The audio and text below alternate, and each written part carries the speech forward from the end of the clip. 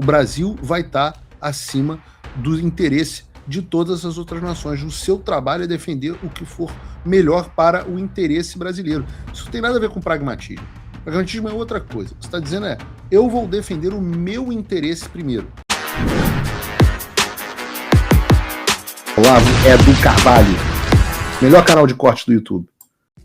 Vamos para a área de política interna e política externa, porque a área de política externa é uma área que me interessa, e uma das coisas que ele fala é sobre soberania com profissionalismo e não com ideologia, está na página 61. Aí ele fala assim, de nada adianta um país erguer a voz contra inimigos distantes se não protege o próprio cidadão da esquina de casa, do assaltante, do traficante, do medo que tira a liberdade de andar na rua. Essa é uma pauta boa, porque toda essa discussão que o governo Lula tem feito sobre soberania nacional, blá, blá, blá, é completamente esvaziada quando você volta para aquela estatística de que você tem 50, 60 milhões de pessoas que não vivem debaixo do domínio do Estado. Soberania do Brasil, sei lá, pode ser uma questão para coisa de 60%, 55% da população. Para esses 60 milhões de habitantes brasileiros que sofrem todo dia na mão do crime organizado, e muito mais que sofrem indiretamente, apesar de não morar num lugar que é dominado, muitos outros milhões que sofrem indiretamente, soberania é um negócio de livro de história. É um negócio de prova de Itamaraty, quando o cara quer virar diplomata. Na prática, não existe soberania no Brasil enquanto você não resolver os seus problemas domésticos, enquanto você não puder, quem mora na comunidade, escolher o seu melhor plano de celular, sua internet, de onde você compra gás, onde que você pode comprar mercado e você não pode. Quem manda nessas coisas é o crime organizado. Então, que soberania é essa? Ponto pro Flávio aí que falou, não tem como erguer a voz contra o inimigo lá fora se você não protege nem o seu povo do inimigo que está lá dentro, né? Tem uma parte que eu gosto aqui, que é a crítica do Lula recebendo ao Maduro, né, que é fraudador do processo eleitoral, preso por narcoterrorismo, narcotráfico, com honra de chefe de Estado. Tem crítica à autorização do navio de guerra do Irã para atacarem os portos brasileiros. Critica a ida do Alckmin à posse do já morto, né, o vice-presidente do Irã. E fala assim, nossa proposta é o oposto, uma diplomacia guiada pelo profissionalismo e pelo pragmatismo, não pela ideologia. Não trataremos como adversários os nossos parceiros mais importantes e tradicionais. Negociaremos com todos que se interessarem no Brasil, da China à União Europeia, dos Estados Unidos aos mercados asiáticos. Aqui eu tenho duas críticas aqui. Eu odeio essa expressão de pragmatismo. Odeio essa expressão para a política externa. Não é, o que ele quer dizer não é pragmatismo. Eu já falei isso 47 vezes para ele, mas ele só consegue repetir pragmatismo. Eu falo assim, não, o que você está dizendo é que você vai colocar o Brasil acima de tudo. O Brasil vai estar acima do interesse de todas as outras nações. O seu trabalho é defender o que for melhor para o interesse brasileiro. Isso não tem nada a ver com pragmatismo. Pragmatismo é outra coisa. O que você está dizendo é, eu vou defender o meu interesse primeiro. Então, já não gosto da utilização desse termo. Mas talvez seja um preciosismo. Mas a outra coisa que eu não gosto aqui é essa ideia de que negociaremos com todos que se interessarem o Brasil, da China à União Europeia, dos Estados Unidos aos mercados asiáticos. Por quê? Porque quando você coloca o interesse do Brasil em primeiro lugar, negociar com a China e com a União Europeia não é a mesma coisa. A China não opera debaixo das mesmas regras da União Europeia. A União Europeia não tem o interesse de fazer o que a China está fazendo com o Nordeste brasileiro. O interesse da União Europeia é um interesse meramente comercial. O interesse da China é um interesse predatório, de espionagem, de controle geopolítico. Então você tem que negociar com agentes diferentes de formas diferentes. A China não respeita propriedade intelectual. Então o pouco, não que o Brasil tenha grandes propriedades intelectuais, mas o pouco de propriedade intelectual que nós temos, quando nós negociamos com a China, não é respeitado. Eu vou dar um exemplo prático para você, tá, João? A China foi o país que, quando o Brasil precisou de vacina durante a pandemia e respirador, quando o Bolsonaro falou alguma coisa mal contra a China ameaçou deixar nossa população morrer sem insumos médicos e sem respirador, porque não gostaram das coisas que a gente falava. Isso jamais seria impensável você pensar que esse tipo de coisa aconteceria com a Bélgica, que esse tipo de coisa aconteceria com os Estados Unidos ou com a Alemanha ou por aí vai. Então, de novo, me preocupa pessoas que estão fazendo esse tipo de programa de governo, que escrevem esse tipo de coisa, que talvez não tenham um conhecimento de geopolítica tão profundo assim. Deixando claro aqui que eu não contribuí em absolutamente nada com o programa de governo do Flávio. Tá? Vou passar aqui para a reforma do judiciário. Ah, não, você está no mudo, João. Ou você está no mudo ou eu perdi o meu retorno de som. Talvez eu que tenha perdido o meu retorno de som. Talvez tenha acabado a minha bateria aqui. Vai falando aí.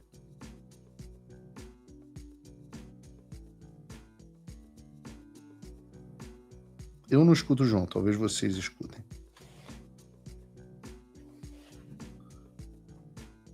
Me escuta agora? Eu escuto. Agora eu escuto. Ah, boa. Agora eu voltei. O que eu estava dizendo é que isso é 80% positivo, eu diria assim, do Flávio Bolsonaro, né? Os 20% é esse cuidado que você tem que ter ao negociar certas coisas. Para usar um exemplo, né? O governo Bolsonaro, quando foi negociar a questão do 5G no Brasil, não é porque muitas empresas querem participar do processo e da implementação da infraestrutura tecnológica, das obras mesmo do 5G no Brasil, que todas as empresas devam, de fato, participar. Talvez o melhor exemplo disso seja a Huawei. Se você tem uma empresa que é reconhecida, conhecida internacionalmente por espionagem industrial, por espionagem de agentes políticos, e você recebe essa empresa num setor tão necessário e importante para a sua segurança nacional, como a implementação de infraestrutura tecnológica básica, cara, essa empresa não pode participar do leilão. Foi o que o governo Bolsonaro fez e depois o governo Lula desfez. Então, você tem que levar algumas coisas em consideração aí, né, quando você está falando de diplomacia e de negociar com outros países. Sabe o que me incomoda? Me incomoda saber que o Flávio Bolsonaro pensa assim, que o Flávio Bolsonaro sabe disso, a gente já conversou sobre isso, ele pensa nisso, mas ele tem medo de botar no papel, porque ele acha que vai pegar mal, seja lá com quem. E isso me incomoda. Por isso, nota que você dá aí. Sinalização de virtude, né? Mais uma vez, sinalização de virtude. Cara, não sei, vou dar um 7,5, vai. Eu vou dar um 8 para a parte aqui de política externa. Vocês no chat aqui, qual é a nota que vocês vão dar? Vamos ver aqui, quero ouvir o pessoal falar. Cadê? Nota 7. E tem muita gente que compra, 8. Né? Vai pegando mal. Vai pegar mal. 7, 6. Agora, aqui nota 6,5, 8. O pessoal também não morreu de amores, não. Agora vamos falar aqui de reforma do judiciário, porque só o fato da gente ter um candidato falando de reforma do judiciário tá na página 65 do programa de governo, eu já achei espetacular. Porque aí entra algumas coisas que são músicas para os ouvidos, né? Fim das competências criminais originárias do STF, permitindo que parlamentares sejam julgados por instâncias inferiores, como STJ ou TRF, para que exerçam seus mandatos com mais altivez, sem que isso represente qualquer contrapartida de impunidade. Eu acho, cara, que essa questão tinha que ser mais severa, digamos assim, porque não basta ser tirado do STJ e jogar um deputado federal, um senador, para o STJ. Porque o STJ, no final das contas, é influenciado pelo STF. Os ministros do STJ são altamente influenciados em suas votações pelos ministros do Supremo Tribunal Federal. A gente já viu isso com o Alexandre de Moraes, por exemplo. Então, eu acho que ou você trata da questão do foro privilegiado, tirando o foro de maneira total, ou você não tira, porque senão vai dar no mesmo, né? Um colegiado pequeno de juízes. Sabe por que eu acho que não dá no mesmo? Eu acho que não dá no mesmo porque é mais importante que o Congresso fiscalize o Supremo Tribunal Federal, que trata de matérias constitucionais que tem um impacto muito maior para o país inteiro, do que para o STJ. É claro que você não tem solução perfeita. Tá? Você não tem solução perfeita. Mas é preferível. Você pensa o seguinte, pensa hoje, do ponto de vista prático.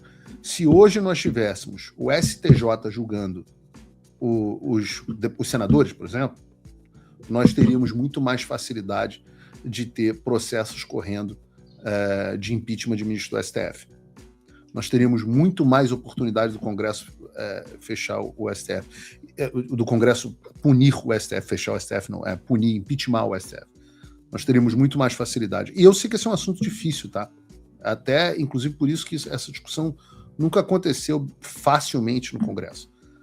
O ideal talvez fosse mesmo não haver foro nenhum, mas talvez isso nunca passe, talvez isso torne... O problema todo é que a gente tem um judiciário que é uma bosta eu sempre falo isso, né? O judiciário é uma bosta da primeira instância ao STF. É um problema generalizado. Mas o fato dele falar de uma reforma do judiciário e querer acabar com o foro privilegiado para o STF já é excelente, né? O meu ponto é que o STJ continua sendo um tribunal de gente indicada por político, né? Inclusive, claro, você tem ex-políticos que vão para esses tribunais, TCU, STJ, coisa e tal, gente bem relacionada com partidos políticos, com caciques, etc., que vão parar nesses tribunais por indicação política. Então, eu acho que se terminasse nos TRFs, por exemplo, onde os juízes, né, são concursados, seria melhor do que propor o STJ. Mas, como você falou, já é um passo. Certamente é melhor do que manter como é hoje, no Supremo Tribunal Federal. Limitação das decisões monocráticas do STF, privilegiando as decisões colegiadas e presumindo a constitucionalidade do processo legislativo para que a caneta de um só ministro não sobreponha ao trabalho do Congresso. Isso é uma devolução de poder ao Congresso, né? Essa é nota 10, né? Acho que é pouquíssimo controverso esse assunto. Já se discute ele no Congresso Nacional, né, limitação das decisões monocráticas no STF, jogar mais coisa para o colegiado, seja para as turmas ou para o plenário. Então, nota 10 para o Flávio nisso aí mesmo. Um juiz não pode, como Alexandre de Moraes fez no caso X, suspender, por exemplo, uma rede social de funcionamento em todo o país. Tá? Ou é colegiado ou não tem decisão. Essa questão de pressupor constitucionalidade do processo legislativo é muito boa porque faz com que, se o Congresso passe uma lei, como por exemplo o caso da dosimetria, né? Vamos dar um exemplo aqui da dosimetria, que é um exemplo muito claro. O Congresso passa a lei da dosimetria.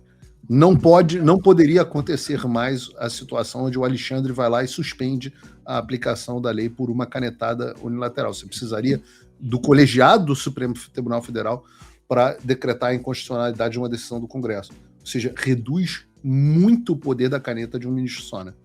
Exato, e você devolve ao Poder Legislativo a prerrogativa histórica que ele tem. Essa questão da revisão constitucional, por exemplo, a gente importou isso da doutrina americana, quando os pais fundadores inauguraram esse sistema do qual a gente tanto se aproveita, nem existia revisão constitucional, né? A revisão constitucional surgiu de um outro precedente, que é o Mattson versus Marbury, e a partir de então que o Supremo, digamos assim, né, o Supremo americano, conseguiu fazer revisões constitucionais, que é o que hoje a gente enfrenta como maior problema. O Congresso aprova uma lei, uma PEC, e aí a lei e a PEC são julgados como inconstitucionais pela Corte. Então, é um passo para devolver o Poder Legislativo. Thomas Jefferson deu um chilique quando falaram de revisão constitucional. Ele falou assim, se você permitir esse troço, os juízes vão se tornar tiranos. Tu vê que o Thomas Jefferson era diferenciado, né? O termo algumas vezes na história americana, o presidente se recusou a cumprir as ordens da Suprema Corte também, né? Então, o pessoal lá era poucas ideias. Dois caras, inclusive os dois fundadores dos dois partidos existentes, que foi o Andrew Jackson, que era brabo pra cacete, que é o pai do Partido Democrata, e o Abraham Lincoln, pai do Partido Republicano, durante a Guerra Civil. O Trump voltou. Isso já deve ter tirado um peso das suas costas. Mas e o Brasil? O nosso país continua atolado e achar que só a vitória do Trump vai resolver tudo é ilusão. Nada vai mudar sozinho.